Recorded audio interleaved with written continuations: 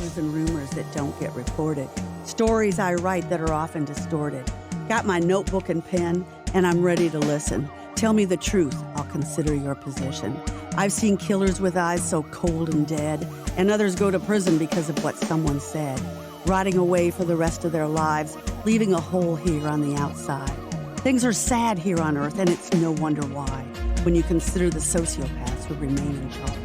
It's me who sees the system for all its flaws, and I usually start with the probable cause. My right hand is reading the probable cause. Welcome to The Probable Cause. This is a podcast covering the criminal justice system in Allen County, Indiana, northeastern Indiana, and the state of Indiana. I'm Jamie Duffy, your host and a locally based journalist. To my left is our co-host, Michael McAlexander. He is the Allen County Prosecutor. Today we have someone who has mentored many people in law enforcement, all while maintaining a fresh look at the field. It's Russell York. Did I get that right? Yes. But we all call him Rusty York. Well, that's because that's what everybody calls him. If you said Russell York, they wouldn't know who we were talking about. My dad would respond. And he was the police chief for 14 years here, so in Fort Wayne. So we thought it would be great to get him on the show to talk about how police has changed. But first, we always do the courts. So Mike, what have we got in the courts? We have a murder case going on this week, State versus Hogan. Kenneth Hogan Jr., right? And I am covering that. I was there yesterday for openings. This is a 69-year-old man now who sat in jail for 2 years waiting for this trial. More than 2 years, actually. It happened in March of 2024. I went in not thinking there was going to be too much to it, and discovered that the defense has a very interesting angle on this. It is Chief Deputy Prosecutor Tom Shaley and Matthew Skeens, who is a deputy prosecutor. On the defense side, you have Nathan McElroy and Ryan Gardner. And so we will get back in court for that tomorrow. I did attend the sentencing Thursday, June 18th in the courtroom of Magistrate Judge, I don't know what to call him because he's presiding, Sam Kearns. There was drama, which you don't always get at a sentencing. But you know, the most important point of that whole morning seemed to be mental health. It was said over and over again. I did post everybody that was at the mic. Nobody seemed to mind that I got them on camera. He was one of the greatest football players to come out of Fort Wayne. He played for Snyder High School, then at Ball State between 1999 and 2002, where he established and kept 4 years the record for rushing yards, over 4,000. Which I guess is quite a record. I am not a football stats person. Of course, the smart aleck Jeff Weehee over at Wayne had to send me a text and say, well, you know, talk to his coach, actually. And someone apparently did best that record in like 2011, 2012. And I said, well, if I can't find it online, then I'm not going to take anything away from Marcus Merriweather, who people were calling for. Why didn't he get tested for concussions? There apparently might have been some mental health problems in the family. And I got a lot of reaction to that. And once again, you can go to the Probable Cause Facebook page, or you can go online on YouTube and see the whole entire hearing. So anyway, we are now going to go to Rusty York. Many of you will remember he was Fort Wayne Chief of Police from 2000 to 2014, when he retired from many years in the department.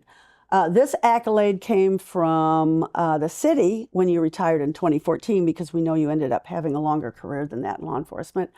I said, in his time with the department, the police department upgraded public safety technology to better serve residents and businesses. There was the implementation of automated fingerprint identification system that enhanced investigative work and crime-solving abilities. And more police officers than ever were put on the force to protect the public in Fort Wayne. You also helped oversee the creation of Dispatch, basically, Consolidated Communications Partnership, to provide the best possible emergency and non-emergency services care coordination.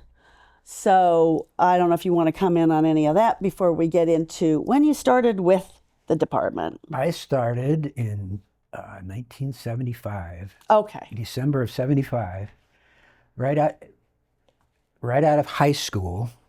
I got a job with City Light, which doesn't exist anymore. Was that the like I&M? It was Okay. previous to I&M. The city had its own electrical system, and Wish we could go back to that, but never mind.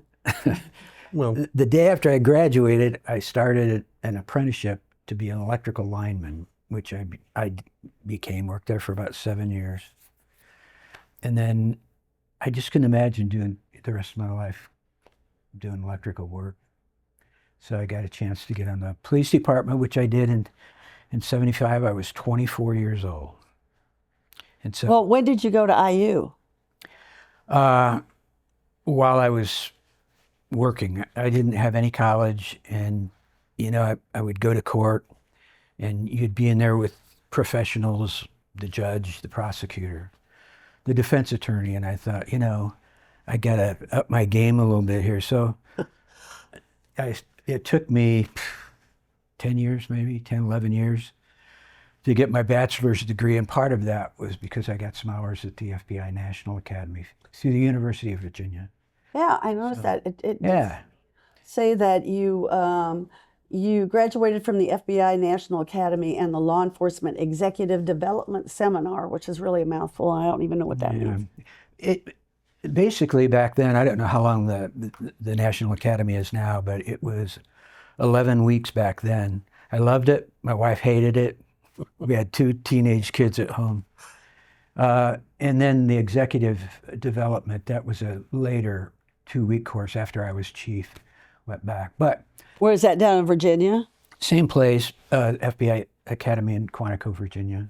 It's pretty exciting, though. It was really the high point of my career, I think, because the whole point, J. Edgar Hoover developed it back in the 30s. It was to get young law enforcement professionals, in Fort Wayne's case, a captain, and their goals were to give you the latest as far as what was going on in criminal justice and law enforcement, and really focus on where you were physically in your life, because these guys and gals were in their 30s, making sure they had a lengthy career, so they really focused on physical activity. But then it was the relationships you made with the other folks there, including the FBI. And I still have my FBI ring, and if the FBI wanted a favor from me, I'd help them out, and that's all part of why it exists. I hope it still exists anyway. I can't imagine it wouldn't. Yeah, that was all the way back in '88. And so I went through my career on the police department. I rose to the rank of captain. I was captain in detectives, I think, right about the time I retired. And that was, I think, 97. Yeah, you said you retired in 1997 as a detective captain. Yeah. And then I went to work for Fort Wayne Community Schools as a supervisor of student management. So this was our transportation system. So that meant I went from helping investigate homicides to breaking up fights with middle school kids on buses, basically. So I did that for a couple of years till 2000, when Graham Richard was elected mayor, and he asked if I would be interested in coming back as chief, and I said, well, I would be, but I don't think that's possible. Yeah, I mean, how did that all come about? Yeah, because I was already receiving, I'm in the old pension, so as soon as I retired in 96, 97, I started receiving my pension. But Phil Burt, we all remember Phil Burt, great attorney. Oh yeah, longtime attorney in Fort Wayne. He was an attorney for the pension board, so he looked into it, and he says the bad news is that you can't be hired back on the police department and contribute to the police pension. Indiana law says if you're a police officer, you have to be in the police pension program, not receiving a benefit, but paying into it. But he said the good thing is there's one position on the Fort Wayne Police Department that you can have. You'd be on a civilian perf pension, and that's the chief. Oh, So that's how I was able to. so you actually still continued to give into that pension fund, only you were considered a civilian. For Yeah, 14 Just went on years. regular perf. Yeah, it's a separate pension. And so the good part of that is, Jamie, is I have two pensions. Well, I mean, all right. So let me That would ask be you- like, I mean, we've had, like Cal Fiegel, Yeah. who just passed. He retired from the police department and came to work for us. Yeah. And Gary Hamilton works for us. Same kind of principle, that they then go in a different pension program than the police pension. So you can take advantage of their knowledge, really. I mean, if they still want to work and you need them, I mean, there should be a way to do that. But why do you think Graham Richard wanted you to be chief? I mean, there must have been some other people in the department. You know what he always told me when he was first interested in running, we had what we called the Civilian Police Academy, which I think they still have. And back then it was at our academy on Franklin, or on St. Mary's Avenue. It was the old Franklin School. Uh-huh. And I was one of the instructors, I think it was when I was still in the detective bureau, talking about investigations. And Graham, a potential candidate for mayor, was in that group going through. And that's where we first met, but, it was just in passing, so I didn't think anything of it. And then when he started running, he put together a public safety panel, Kind of an advisory group. Yeah, an advisory group, and if I'd want to be a part of that. So that really started our relationship. So, I mean, were you both of the same mind on policing and things that maybe needed to change, or? Graham was great. I mean, it was more work for me, but he was great in that he didn't have people that he wanted in administrative positions. He said, that's why you're the guy. So you make those administrative decisions about who you want in as deputy chiefs or whatever. But the big thing was that's when we went to, the quadrant system. Mm-hmm. Oh, really? And- What did you have before Well, that? they had community-oriented policing, but it was really hard to wrap your mind around, because back then you had a chief of the detective bureau, a deputy chief of the operations division, of each of these divisions. But operations, the mayor wanted, and I agreed at the time, that gets divided into quadrants. So you're going to have now from one deputy chief over the whole operations division to one over each quadrant. And so, again, that was... What's the advantage of that, though? Well, just the delivery of service, instead of a generic delivery of service where you've got a deputy chief saying, well, let's do what's right for the whole city. You've got somebody saying, we're going to do what's right for Southeast or for Southwest. I think it promoted ownership of that part of the community, and they worked very closely with the neighborhood associations. And so I think there was a greater access that if there was a problem, people could go directly to that deputy chief and complain or get answers on things. There's like a number of deputy chiefs, though, right? There's not just over the quadrants, but I feel like... Well, the deputy chief of operations in those days covered basically all of your marked cars. Yeah. So I think they probably still have the same number of deputy chiefs, investigative division and this and that, but 4 in operations instead of just 1. And I think it's been very, beneficial. Well, now they have another one, I guess, downtown. Right. But I think it's is it a captain or a deputy chief? I think they promoted Jeremy Webb. Yeah. Okay.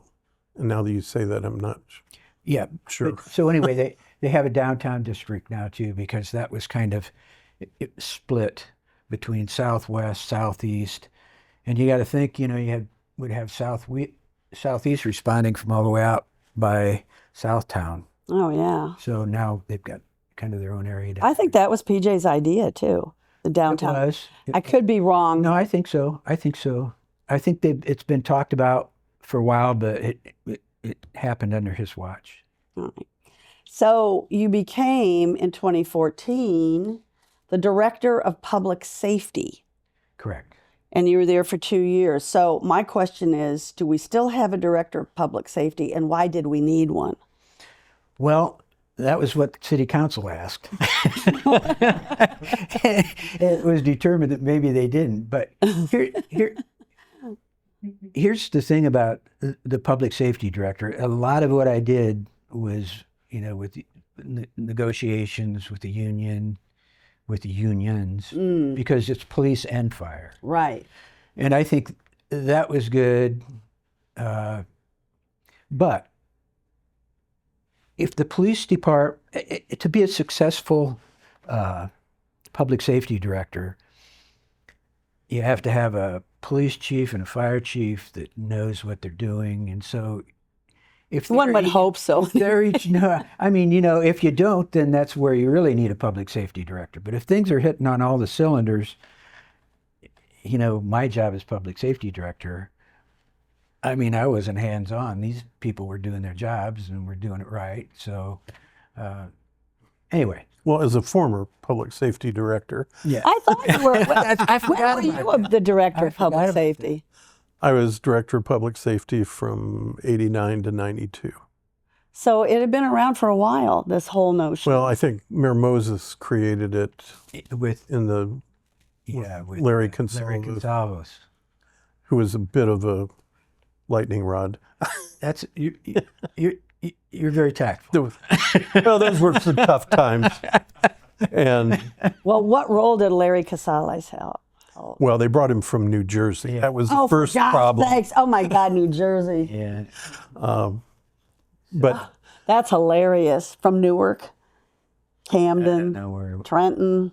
But I agree with you that as public safety director, you're not really telling the police chief how to do police work, but you're helping with budgets, you're helping with management. If there's stuff in front of city council, you're translating it and dealing with the political issues and taking the heat off of the fire chief and the police chief to do their jobs. Yeah, and they do have to deal with it over there at City Council. I mean, right now with the flock cameras, which we can always talk about that, and Tom Casabro was Yeah, I think you're public right. He safety was director. So he was before Consalvos. Yeah, the Casa D'Angelo restaurant in town. Tom Casabro was the Casa part of that, and Jimmy D'Angelo. But he was with the FBI, and then he came as public safety director. Yeah. so do we still have one of these? No. No. It stopped. Well, in 16. It stopped in 16. But was there always a Board of Public Safety? Did that replace it? No. No. So it's public safety director and the Board of Public Safety are two different things. The Board of Public Safety, they just make determinations on hiring, firing, suspensions over 5 days, where the public safety director, and they're a civilian board, where the public safety director is hands-on every day, working with police and fire. The Board of Safety, I think, is a statutory creation. In other words, it was created by the state legislature. Oh, okay. Yeah, and that, this is going a different direction, but that kind of took a turn when they put fire merit in. Mm-hmm. When they put fire merit in, that took the fire department out of the Board of Public Safety. Oh, it did? Mm-hmm. So in other words, you don't have terminations for firefighters, only They police. used to, but not any longer. Oh, okay. Right, and that's pretty political as well. I've Can been be. to a few of those board meetings, and not lately, but I have. Maybe I should go visit them again. I was going to say then, after all of that, when you stepped down in 2016, then you made a move over to Sweetwater Sound, which is really interesting. Did you have to be a musician? I No, heard if that was the case, I wouldn't have gotten hired. Oh, really? But But you like music, right? I do. Okay. I never. I was a guitar player at one time. I never considered myself a musician because that's why I quit playing, because what I wanted to be, I could never achieve. So Wow, we can all dream, Yeah. right? But I was when I left the city, I was teaching out at a limited term lecture at Purdue Fort Wayne. It was IPFW then, and also Indiana Tech. So I did that for just about 2 years, and it was right about the time when Chuck Surak was. We were just talking about that, developing the Clyde Theater. Mm-hmm. And he would call me occasionally about security questions. And his secretary called one day and said, Chuck would like to meet with you. And I thought, well, it's, something about the Clyde. And when I left, I had a job as director of safety and security at Sweetwater. So that was it. Sweetwater is a great place. I really enjoyed my time there. And I'm no longer there full-time. The gentleman who took my place, Jim Kazai, I don't know if you know Jim. He was the supervisory special agent of the FBI in Fort Wayne. Oh. So he retired, and now he's there. But I'm still a safety and security consultant for Sweetwater. And but it's just number Do people steal a lot of stuff from there? Well, there's a story behind that. Oh, good. And when I was first hired in, I think they probably had about 1,500 employees between the distribution center and the music store. And there were 8 civilian security people there. And, 4 of those gentlemen were in their 80s. So when It was at a time when people were gentlemanly. Well, it was, Sweetwater had developed a culture. And, it was anybody who walked through the doors, it's customer first, but we started immediately, I noticed, we really had to change what we did as far as property management, if that's the correct term. But so, That's cute. and Chuck was great.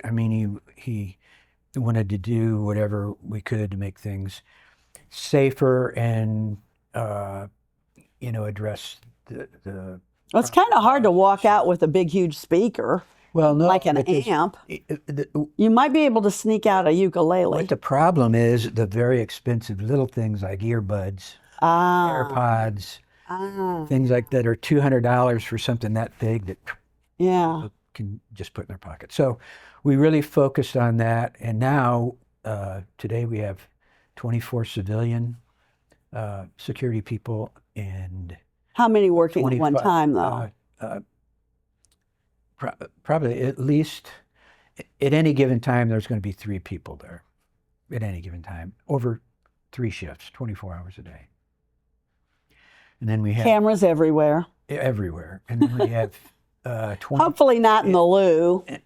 Although, no. Well, it depends. No, not there. But and we have like 25 off-duty Fort Wayne police officers that work there, and so the cool thing about it is, you don't have to be a musician to appreciate, when Gene Simmons comes out, or these different bands that you recognize, and we transport a lot of musicians. That's part of security's job. Mm. So if they're in the region, Sweetwater likes to get the artists over, and so we go. Who was your pick favorite them up. one they got over? Being a guitar player, it was Larry Carlton, and I don't know if you know Larry Carlton. Tell us who Larry Carl is. Larry Carlton Oh, Larry Carlton. is a phenomenal guitar player, but he was the go-to guitar player for Steely Dan. So if Oh, Well, you hear any of those great guitar solos, mhm. Hill Street Blues theme, that's Larry Carlton.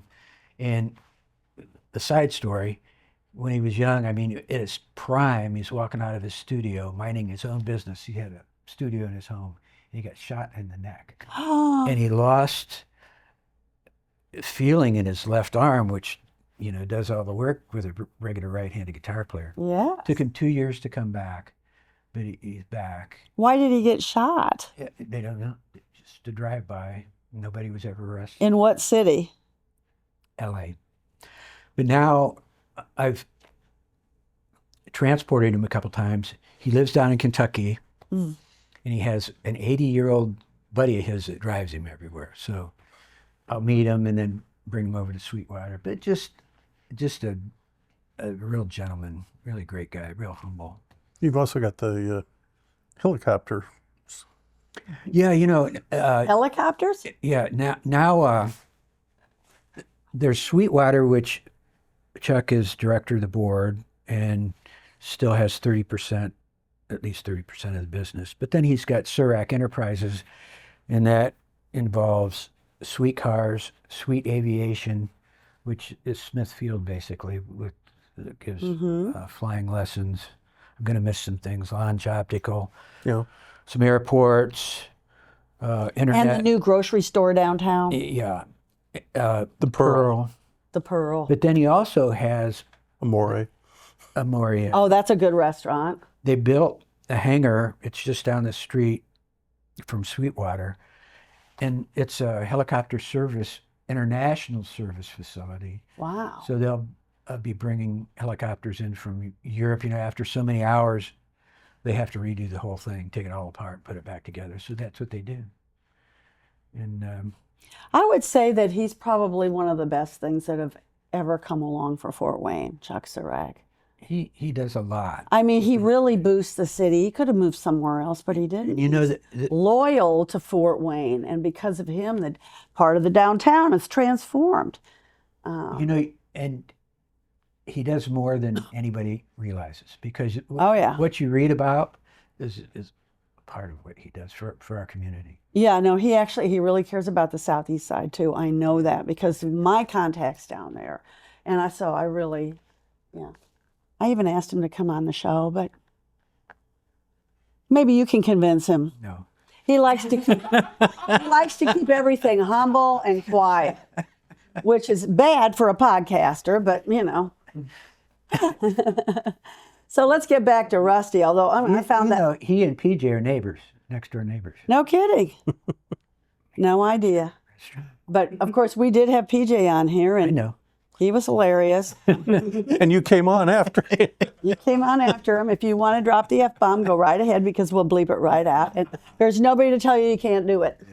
But anyway, throughout your long career in civic leadership, he has also been an active mentor to public safety employees and a recognized supporter of the U.S. Armed Forces. Why is that? Were you in the U.S. Armed Forces? I was not. But, you know, I was chief during a time when a lot of our officers were deployed. You know, the different, Oh, yes, Iraq, yeah, 2003. Afghanistan, and a lot of our officers were in the Guard, the reserves, and Fort Wayne, I mean, it's not me, but Fort Wayne has always had a great policy as far as doing whatever we can to promote and help people in the service, our employees in the service. So for any recognition was because of what the city would do for officers or what the officers did for our country. But Did you lose any during that time in Afghanistan? Remember they had hillbilly armor on the SUVs and well, you know, none in the field of fire, but I think we did a couple probably through as a result of their service and how it impacted them emotionally. yes, PTSD. Yeah. Yeah, and we're still getting that. But so here is a retired police officer, just retired, Mm-hmm. and she said Rusty was a cop's cop. Oh. And you were extremely well liked. However, when you became chief, there were a few feathers that got ruffled because you were fair, but you did the right thing, and not every police officer wanted you to do the right thing. It brings to mind a comment from Bill Bratton, who was in an organization I belonged to, and we had occasion to travel a couple of times together. So do you want to say who Bill Bratton is? Bill Bratton was the police commissioner of the New York City Police Department. Right.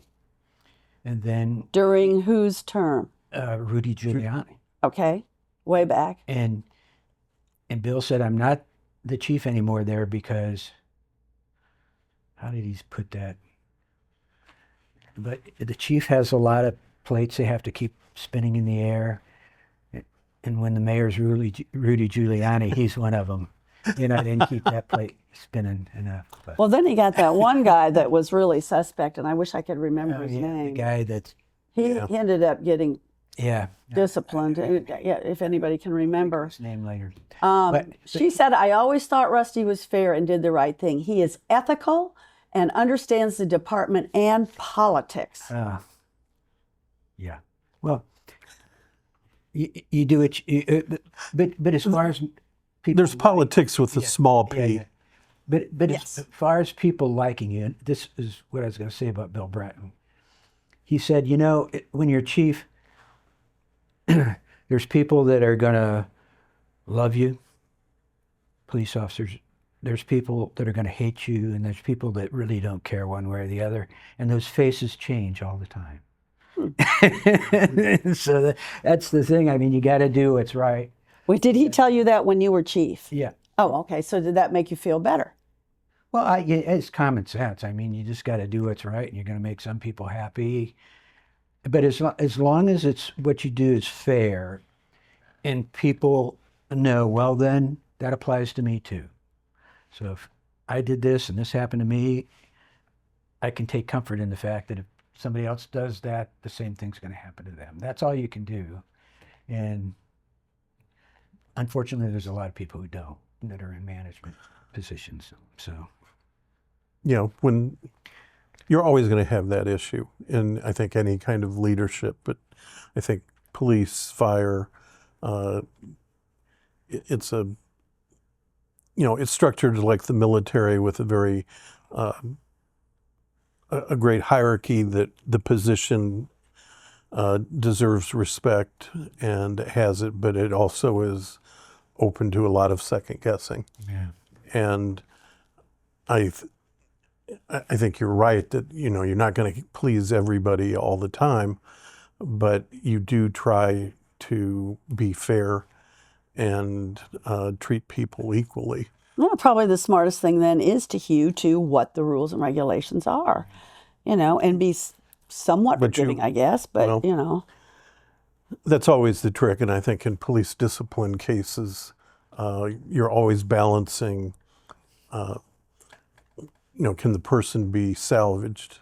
Was it a one-time mistake, or was it a pattern?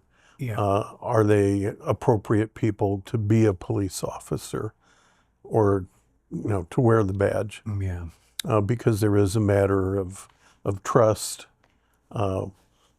Generally, the public, when we put a police officer in the witness chair, they have instant credibility because they're police officers. Sadly, I think some of that has been lost in the last couple of decades compared to what it was back in the 80s or so. Do you think that's true? Because I still hear a lot of respect. I think we see an awful lot in media, on news shows. They're going to focus on the bad behavior by a cop. It's like... Yeah, but when you watch the cop shows, they're all heroes. Sitting there strategizing, everybody's in their 20s and they're looking fabulous. Well, a lot of plot lines, though, focus on 20s. Dirty cop, and people sometimes, when they're caught in a bad position, want to blame the police officer instead of taking responsibility for their own actions. You know, two thoughts on that. And you were there the other evening when we had to terminate a police Yes, I officer. was going to bring up that you've faced a lot of suspensions and a termination through the Board of Safety for things that did not happen recently, but I would say more or less in 2025. Yeah, that's correct. And I think the new chief is doing a good job at taking care of that. Mm-hmm. My other thought was, when we talked about me coming on at 75, it's police officers today have so many more responsibilities than we did when we first came on. And it's harder for cops to do bad things, much, much harder today than it ever was in the past. Because not only does everybody have a phone cam out there, but That's so true. the officers have body cams. They've got cameras in their car to catch if they're driving too fast. We've got AVL, which even when they're off duty, wherever that car is, or when they're on duty, where they're at and when they're there, and even how fast they were driving when they were there. So, when I first came on in 75, it was the greatest job in the world, because basically they gave you a set of car keys and said, here you go, this is your district. And rarely you would be given an assignment that would affect crime, positively affect the crime rate. You were just expected to take your runs, and then whatever you did, you did. And at the end of the day, if you were got into a fist fight with somebody or whatever, it was your report against that person's. That's right. I mean, That seems like real fair. but I mean that was life then, and so the young people today, the responsibilities they have. I mean, as far as what's required for them to document for everything. But when I was young on the police department, a DUI charge, half hour, maybe an hour, and you'd go in, you'd write a ticket. You didn't have a probable cause affidavit. No piece. You'd have them on VHF video, so you'd submit those two things, and your breathalyzer reading, which was just a camera on there, to show where it wasn't as scientific And in those days, the standard I think was 1.5 as opposed to 0.8. 0.10. It was, instead of 0.8. Yeah. Yeah. Well, it was 1.5 at one point, and then they lowered it to 1.0. In my days, it was 1.0. But I don't know that they had the enforcement looking for. Well, you didn't. No. For violations you didn't have to pull people over. Those grants came in later. In fact, I remember seeing that at one point, the average OWI arrest BAC level was 0.18. But it was because That's they more didn't than have twice what you're allowed to preventative patrols, and those were crashes. So and that's usually how you got an OWI in those days. Because they were so drunk, and that was what their reading was. So, the world of... I just have a real problem. I'm not going to incriminate myself, but somebody, because I might have been a passenger in a car, but I remember a New Year's Eve in the late 70s that Here comes a confession here. we'd been in a car out by, what would it be, Irene Byron Hospital, and came in a two-seater convertible with 5 people in it, with the top down on New Year's Eve, and never got stopped. Everybody's so drunk they didn't feel the cold. Right? Well... Was that before or after you met your wife? Well before. Okay. Just checking. She also said Rusty is a huge supporter of women in law enforcement and minorities, for that matter. Well. So all I can say is, this is a softball question, but Who cares if there's women or minorities in the law enforcement? Well, you know, your police. Why is it important? Well, think about it. Your police department should look like the community. I mean, isn't that it's only fair? And I mean, it takes a lot of work. I think Fort Wayne, because of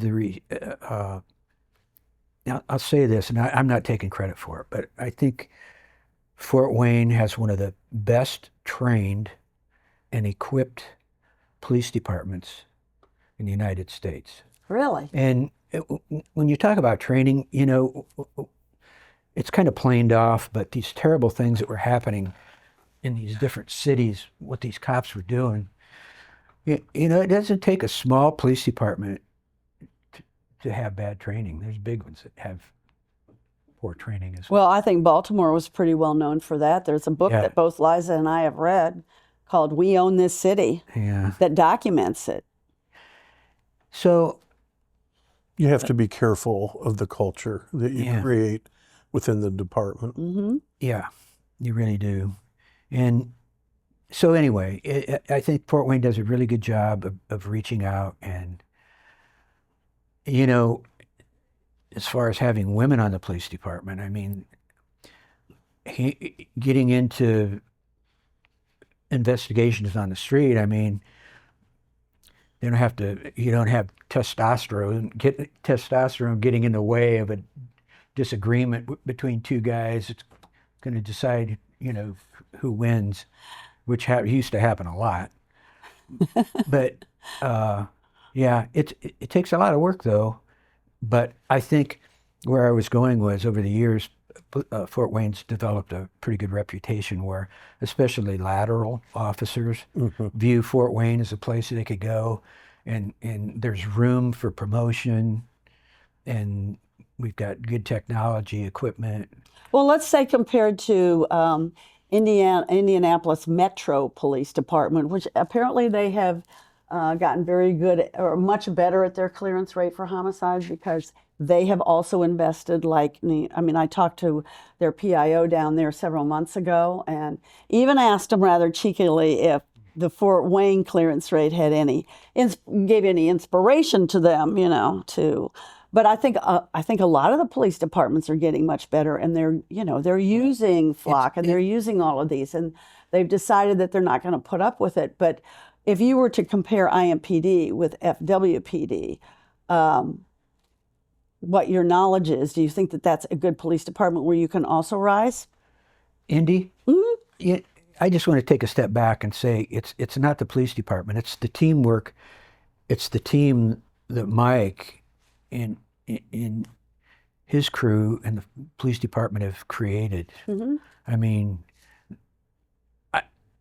I'm pleasantly surprised when I read how quick we're making arrests on homicides. I mean, that never. 2019, Captain Tim Hughes. Well, he's a captain now. Well, but it's a teamwork. I mean, it is the teamwork. They do a great job. I'm not taking away from the detective bureau, but it's Mike's crew too. I mean, that they're doing the hard work and getting these people off the street really fast. I mean, I think it's been a combination of within the department even that they're bringing in narcotics and the gang unit and homicide and sharing information and intel. Shift detectives do a lot of work, I think. What do you think, Rusty? I'm going to confess, I'm away from it, so I don't know the inner workings as well as I used to. But I will say this: you mentioned the plate readers. I think those are really valuable. I've never been a fan of the shot spotter. Oh, really? Yeah, I mean that's been around for years and years. It was developed up in the San Francisco area, but only because Fort Wayne. I mean, our folks pretty well self-report on gunshots. I'm not saying they wouldn't be of some value, but I just never, when I was there, saw making a big investment in it because our citizens were already reporting, self-reporting. But there was one press release that came out from FWPD maybe 2 weeks ago where they said that their first indication that there were shots fired was from Flock. Right. Okay. Wait a minute. No, they had the G6. We had Chris Felton on, Sergeant Chris Felton, or was he captain now? I can't remember. Sorry, Chris, if I got it wrong. He's also a doctor, and they have the CGIC, which is the Crime Gun Intelligence Center, and they're using that too, which doesn't get as much attention as Flock. Well, we had a couple of units with plate readers when I was still on. I don't think they used them that much back then, but we had plate readers, but they were mounted in the car, like they were mounted on the roof of the car. Oh, okay. So it's a little bit different. We had a couple of them, but a lot. And again, I'm out of date on a lot of this, but I know a lot of police departments take advantage of that Flock type style of system. And I don't know anything about the sharing, but I could see where that would make them more affordable if that data was used for. Yeah, and that's the advantage to it, is that different police departments can share information, but it's being sold to others. I mean, pretty soon they're going to know where we are every second of the day. Well, Except that or not. think about, we don't have a lot of toll roads here. Right. But you drive up to Chicago, you cross the bridge from Indiana into Kentucky, Louisville. They don't even have a booth. They just send you a bill. Yeah. So these days. And around Chicago, you've got the Easy Pass thing that your picture's going to be taken 16 times. How well I know, because I had that in New Jersey when I lived there. And Florida's the same way with their toll road system. That's our reality. Mm-hmm. I had more. I took issue with kind of a similar situation with the red light cams, where the independent companies would charge people, and then I wasn't crazy about that. But the I get you there, because I know my son got on Staten Island, he rolled through a stop. Well, I'll make and there was this a point. Camera that got him. I'm not sure if I've made this point. I think I did last time we talked about this. But for years, when people would criticize public safety officials, we would say, we can't have a cop on every corner. Yeah. Right. And that's actually in your rant that became a reel. And okay, well, I'll just say it again. This is one way that helps us put a cop on every corner. And I agree there needs to be limitations on how that information is shared. But I don't think the Flock information is much more than what you would get when you're on the toll road going to Louisville. No, there are good examples of that everywhere. So should we relax, or should we, every citizen now has to be on the qui-vive. Love that phrase. I've never heard of it. Qui-vive? It's a high school sorority here. Qui-vive is when you're on the alert. It means in French, who lives. Okay, so if you're on the qui-vive, that means that you're aware of what's going on. Got to be on the qui-vive. But I don't know. Well, if I say, sounds like you're saying if it's on the down low. Oh, Mike, I'm telling you. Something like six, 7. So, Exactly. what was that? 6, 7. Oh, 6, 7. Yeah. Maybe we should all go over to that, because it absolutely means nothing and everything. It's a great phrase. Yeah. But here we go. And your granddaughter's probably using it right now, as is mine. So Is probably. yeah.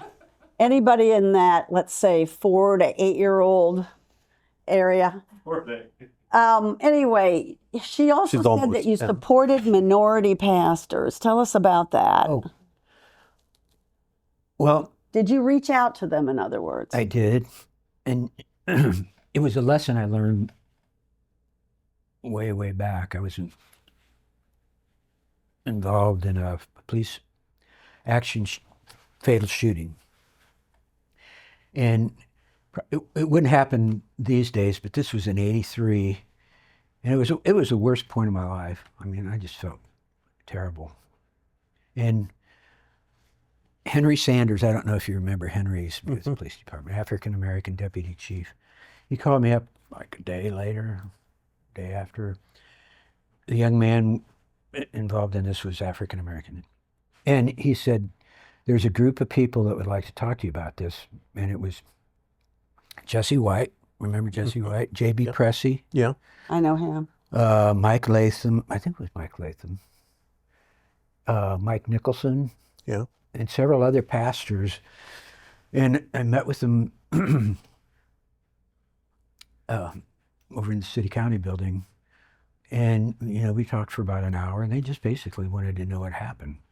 And I told them how I felt about it. And they had a news conference immediately after in the lobby, and came out in support of what I did.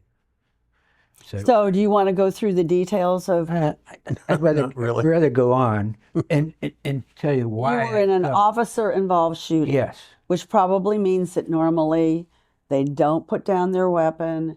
They're threatening. I've written up enough of these that I kind of know what the usual details are. Actually, I was with a partner, and I was working the 6 to 2 in the morning detail, and we're just about ready to start packing up to go home. And there's an alarm at Weiser Park School, and we thought, well, we'll head that way, but it's going to be a false alarm. Probably somebody threw a rock through a window or whatever. But as we're getting closer, a unit on the scene said they could see somebody in there. And as we pull in by the playground, there's a young man that took off running. And so my partner and myself got out and chased him. And it's not like in the movies. When you start running as fast as you can run, I mean, you don't last very long. And so Right. Partner he went around one side of a house, I went around the other. And my partner ran into a fence, so he had to come back around, which put me and the person that was running. And as we're running down an alley about 2 blocks away, I could see something in his hand, but it just didn't register. Well, he pulled into a very short little driveway up to a single-car garage, and I about that time got up to him. I saw he had something in his hand, but I pulled my weapon out and I put my hand on his back and told him to put his hands up. Well, it was a screwdriver, like an industrial screwdriver. And he swung and hit me in the head, and I fell down. Fortunately, it was the blunt end and not the pointed end. And I was dazed, but he was, at that point, trying to pull my gun out of my hand. And in the academy, they always taught you, if you give up your gun, again, going back to a Wamba novel, The Onion Field, when you lose your gun, shame on you if you give up your gun, because... So I fired and killed him, and you just look at somebody dying as a result of what you did. So it was emotionally one of the worst times. Physically, and it's just a really bad time. So that was that. But I can see why it would be justified. Yeah, well, I mean, if somebody has tried to kill you with a screwdriver and then he's going for your gun. But here's the lesson I learned from that. Talking to people who just wanted to know what happened. Mm-hmm. And, so I remember the first day, Ternay Jordan, we were good friends. He was pastor of Greater Progressive, and we just talked about a week ago. He was a big help as well. And the day my first day as chief, I called him up and I said, Ternay, African-American pastor, I just want to let you know that it's important to me to have a good relationship, because if you have a problem in a community, it's too late. You should have been working on relationships before and have a good solid relationship, and then you can work through this No, problem. that's a great idea, I think. And so it was important to me to have a relationship with the pastors, and we would get together on a monthly basis, and it was great. You know, we would go to a different church, my command staff, and typically the church ladies, they would fix this tremendous lunch. And, Oh, I can only imagine and- how good that yeah, was.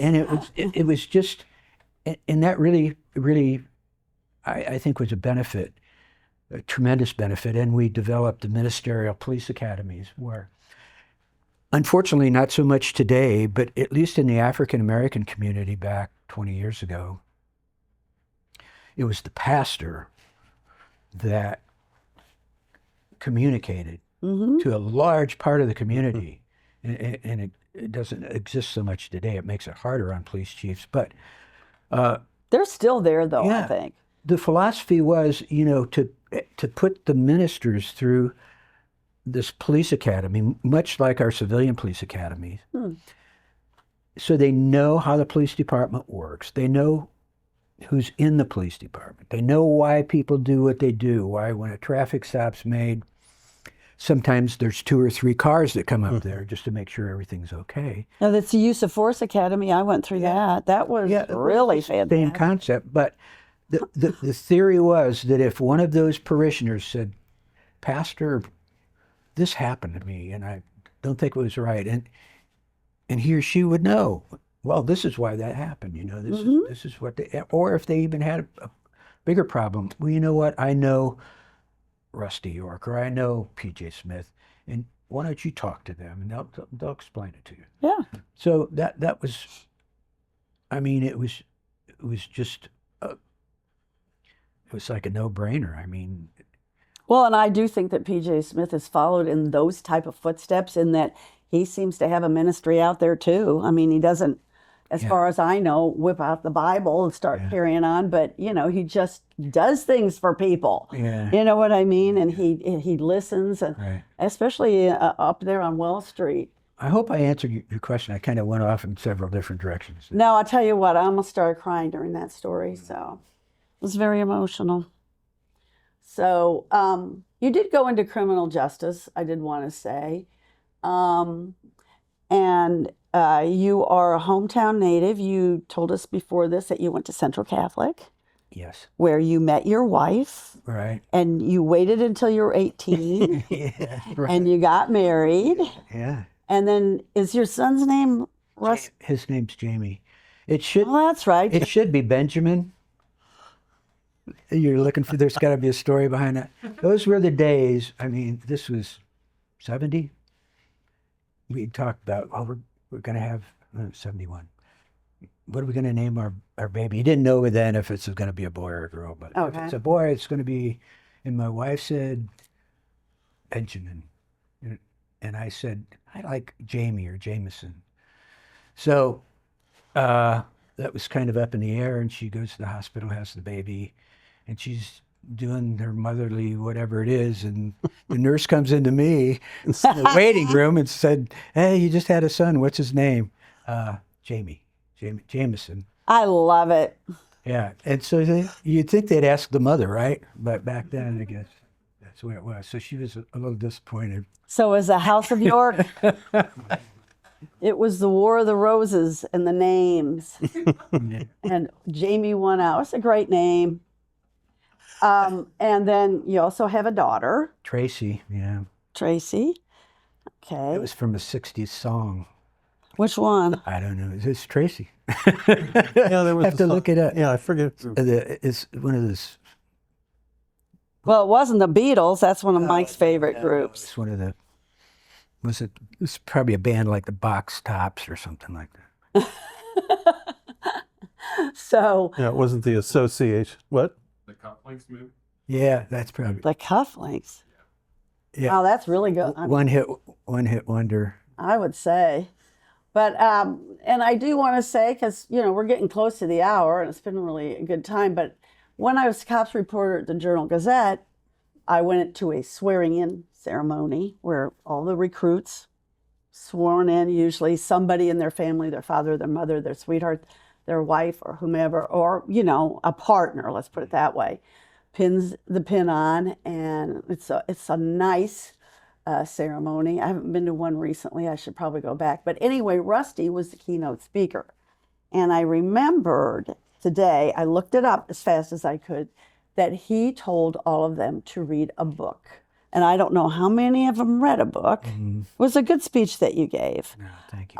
But it turned out, when I did my research, that it was The New Centurions by Joseph Wambaugh. Right. And it turned out to be a great read. I would recommend that to people too, especially if you want to get into the police field, or you want to be a police reporter, or you want to be a crime reporter, or something like that. But why specifically that book, Rusty? Well, I think because it was about, well, going back, the author, Joseph Wambaugh, he was a Los Angeles police officer. Right, he lived the life. And I mean, all the time he was a cop, he'd take notes. So in his book, and they're novels, but the names have changed, but the stories were kind of the same. Okay. And in this particular book, and speaking to that group, the young officers and their significant others, it's about what these young people went through. And, you know, it was really racially tense times back then, and the interactions, you know, between the officers and the community. And one officer was involved in a shooting, and the temptations that young cops are faced with sometimes. I think it's just good to see in order to know what to maybe anticipate or to avoid. I mean, some of the things in the book just no police department does anymore, but Thankfully. I know. One of the things that I believe the one cop gets shot in the stomach, and then doesn't it repeated? He gets shot in the stomach again. Yeah. And one of the things I learned from that is that's one of the worst places to get shot. And if you recall, he dies of shock, you know, and that's part of, because it's a real small caliber, but he goes into shock, and you know, we work with that too, more and more now. Yeah, that was officers. that part stuck with me, but also some of the just kind of outrageous things that happened during policing back in the whenever that was 60s. Okay, yeah, and that there was a lot of unrest. And didn't one of them sort of have a relationship with somebody that he was helping on the street too? Yeah, that's the same guy that got shot. Oh, okay. Yeah. You should have. Well, never mind. But you know, it covers alcohol problems and different things like that too. Yeah, so everybody go read The New Centurions. So are you a big reader? I am. What you reading right now? You know, I started a series with Karen Slaughter, Karin, and Slaughter, common spelling. And almost, I started with her Will Trent series. He's an investigator. And so it's a police type novel. A lot of them are, but then she's written a lot of books. A couple of them are Netflix series now. No kidding. One is Will Trent, one is Will Trent, and Pieces of Her is another one. But yeah, I've got on a Karen Slaughter jag, but Baldacci and Lee Child. I read the old people, Elmore Leonard. Oh, Elmore Leonard, I've read him. But do you ever read any of the spy novels like John le Carré or any of those? Yeah. What about Graham Greene? I think I've read one of his. You know, one time I wrote to Elmore Leonard. Did you? And he sent me back a typed reply. How nice. Yeah. Do you ever read any John Grisham? You know, I'm sorry. I don't like the courtroom stuff. I love him. Well, I mean, not every single book, don't get me wrong, but I was going to ask you, did you watch Blue Bloods? No, that was Tom Selleck. Tom Selleck, yeah. You know, I know somebody. I always enjoyed that, and a lot of people liked it for the characters and stuff, and some of it was a little ludicrous that 3 or 4 members of that family was on every case. In New York City of 8 million people. But they did a nice job of presenting, I think, some of the dilemmas that a police chief has in dealing with the department and the media and the politics of it and treating officers fairly. It's in that regard. It What was a about good you? show. Do you watch any of those type shows? I don't watch a lot of TV, but before I forget, one guy that he's bizarre, but you got to read him, is James Ellroy.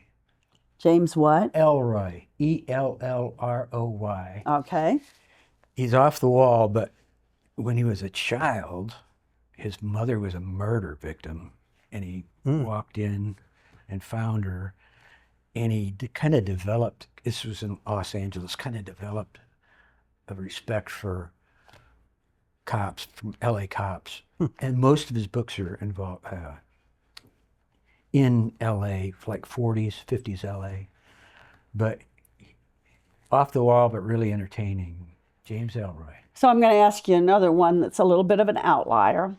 Have you ever read Fever in the Heartland by Tim Egan? No. Are you interested at all in Hoosier history? Sure. Do you know that 100 years ago, the Ku Klux Klan ran this state? Sure. I didn't know they ran the state, but I knew they were pretty rampant in certain areas. Yeah. That one, really, I submerged myself in that one. I just wondered if you were interested in that, because I know you're interested in politics. One more thing, as far as reading goes, I've read a lot of Vietnam. Vietnam. Because I was fortunate enough to, I respect the service of the people that were in Vietnam. I was fortunate enough not to be involved. But. Well, you know, our prosecutor here was. Did you know that? You were? I was in the Navy and was in Vietnamese linguist. Yeah. And but I was stationed on an aircraft carrier off the coast towards the end of the war, the actual fighting, the Christmas bombing of '72. Wow. You know, He speaks Vietnamese. wow, that's amazing. Don't test me. Yeah. Well, it's like math, I'm sure. You know. Can you say good morning, Vietnam? Don't you think that was a great movie? Yeah.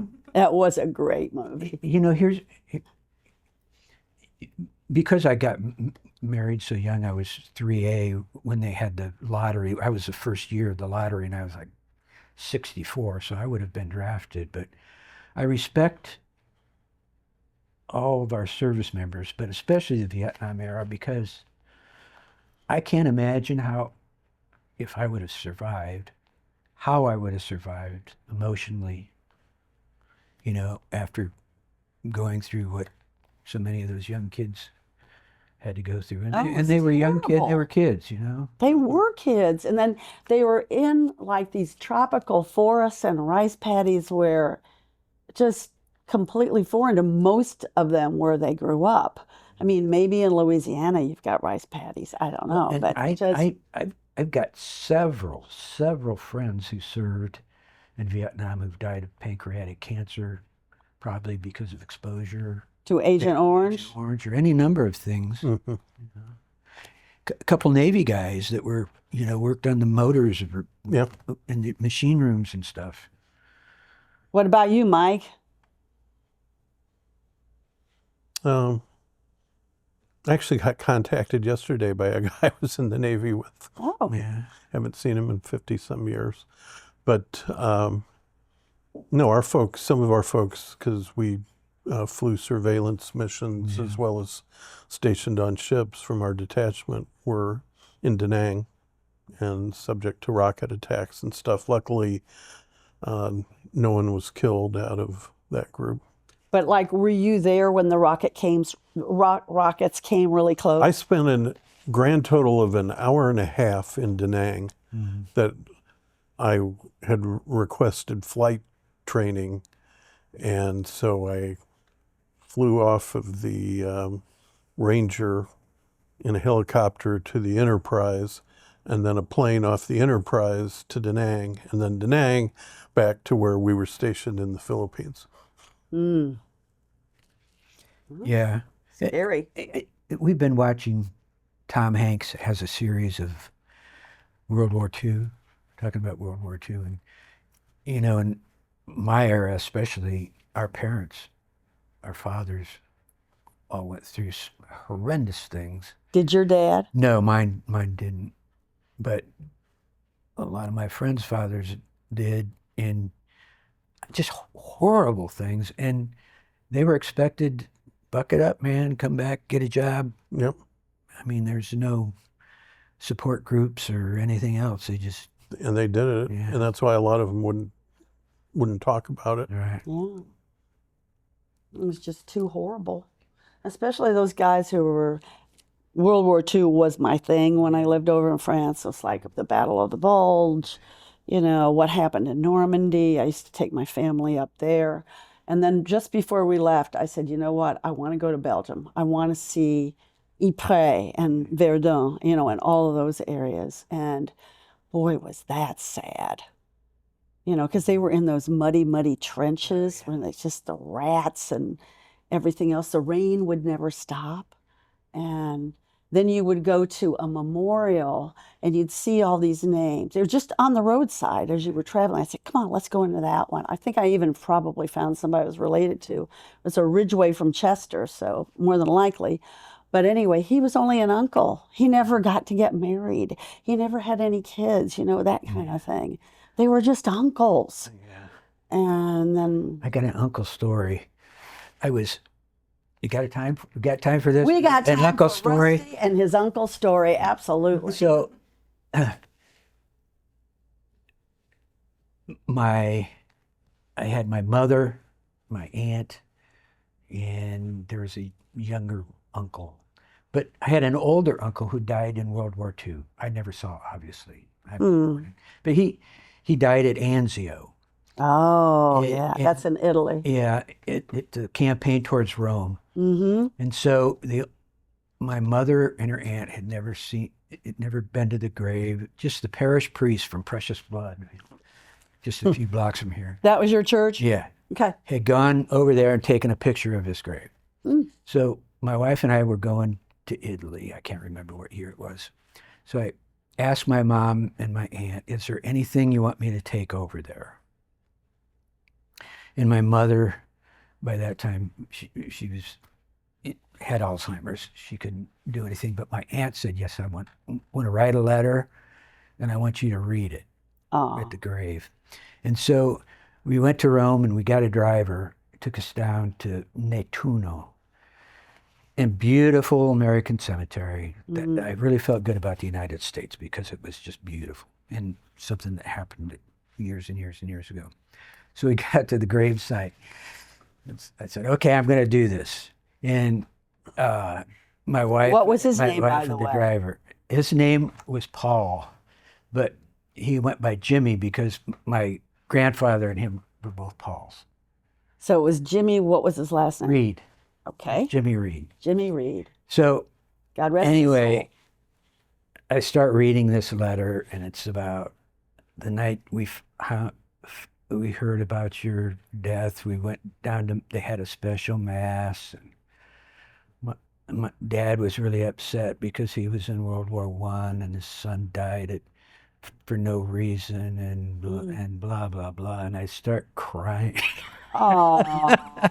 And That was tough. and the driver looks at my wife and says, what's he crying about? He didn't even know him.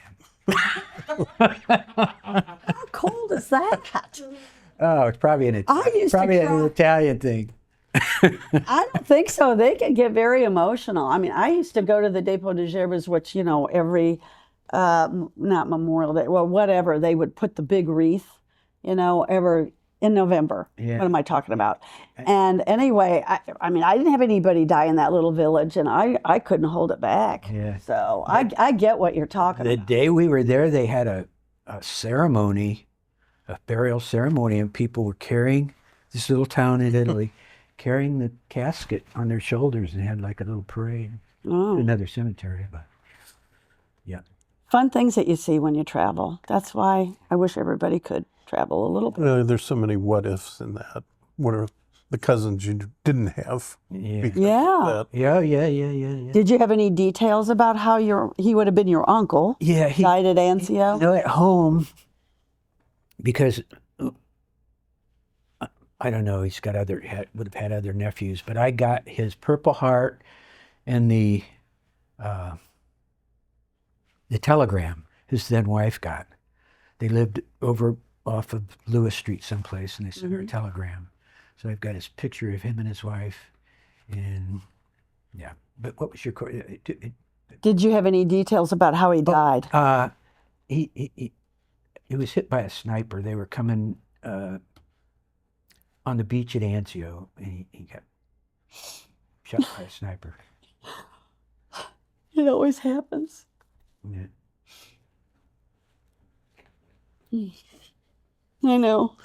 Well, I have God bless your uncle. one rusty story. I hope it's funny. Does it No, involve it's not alcohol? funny, and it no. My first, I think, memory of you was back in the mid '80s. The drug division of the department was running a little wild, Oh, that's not surprising. and I think we were not happy with the cases we were getting, and there were some trust issues. Yeah. And they put you, I think you were a sergeant at the time, and they put you in to clean it up. Oh. And you did. Yeah, I remember. I think we had 3 people working days and 3 people working nights, and that was the narcotics division. Is that about the same? Well, yeah. I mean, it was arrest, unarrest. They were trying to flip people. Yeah, that's It got there. What do you mean trying to flip people? make them informants. Oh. And so they were getting played on some of them and letting some things go that they probably shouldn't have. There wasn't very good communication. I mean, there was I tell my people that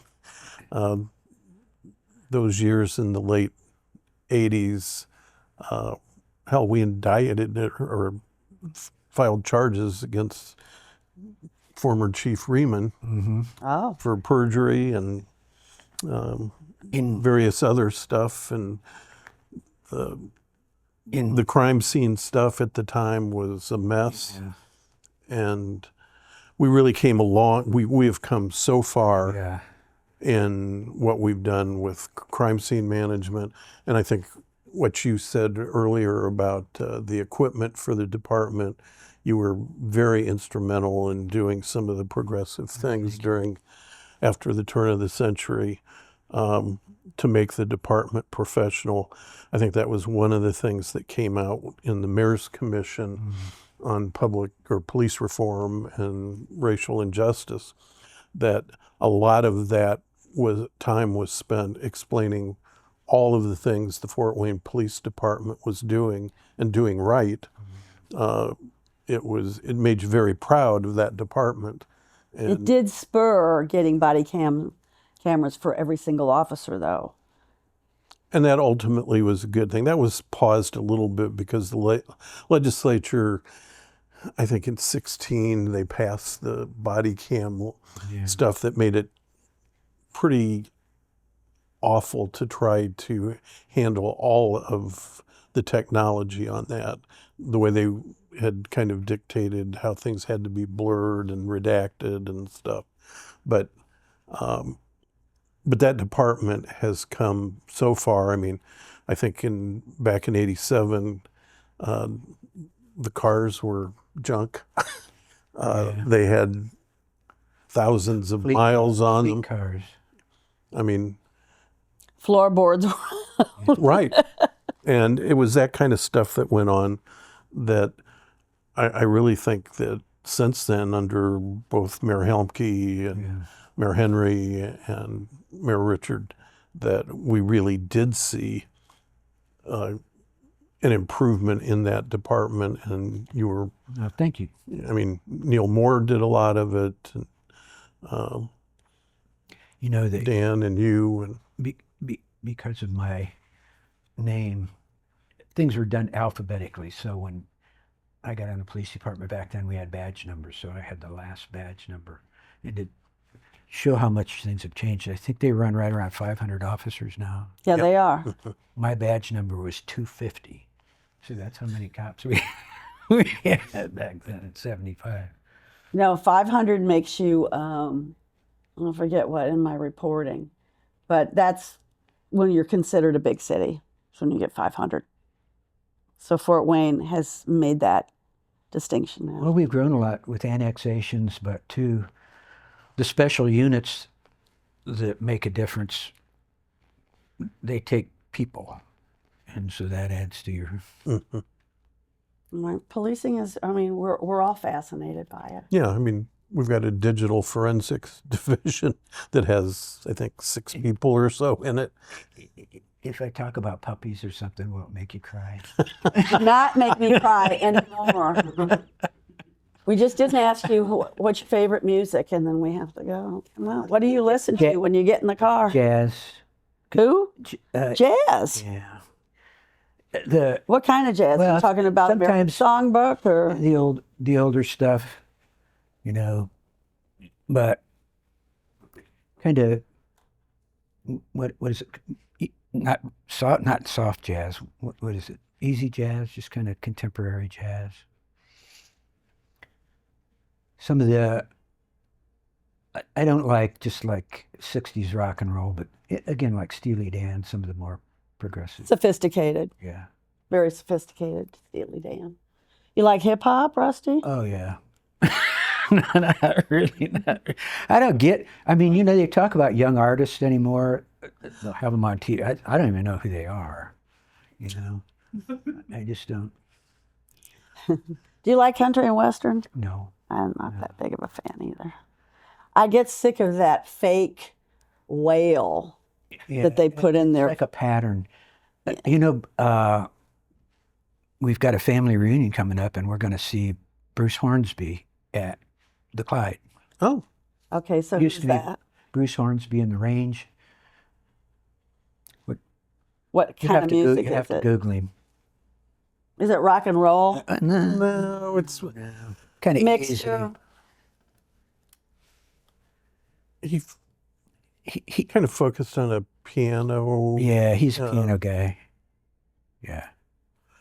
I mean, it's I'm like looking for people to go to a Latin concert with me. I can't find anybody.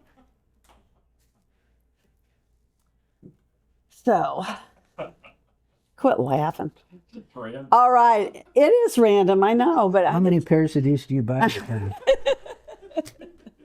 oh, and because it's the 4th of July, look at what I got. Lint.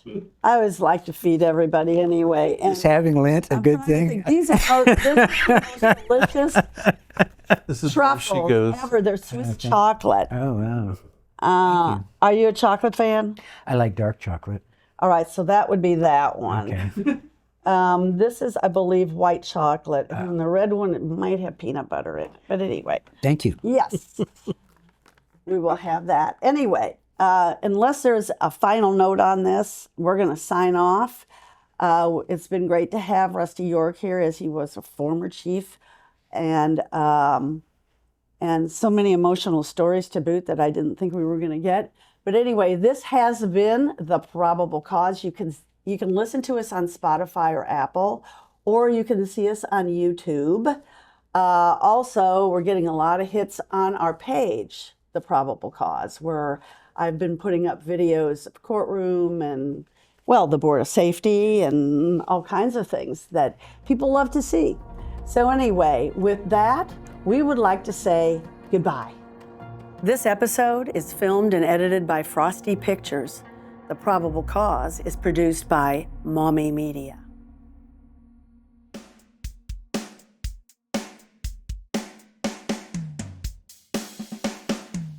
Worried when I crossed the Michigan line. A cop from Steuben County waiting on I-69. A headlamp went out while he pulled me over. Charged me with possession after I rolled down the window.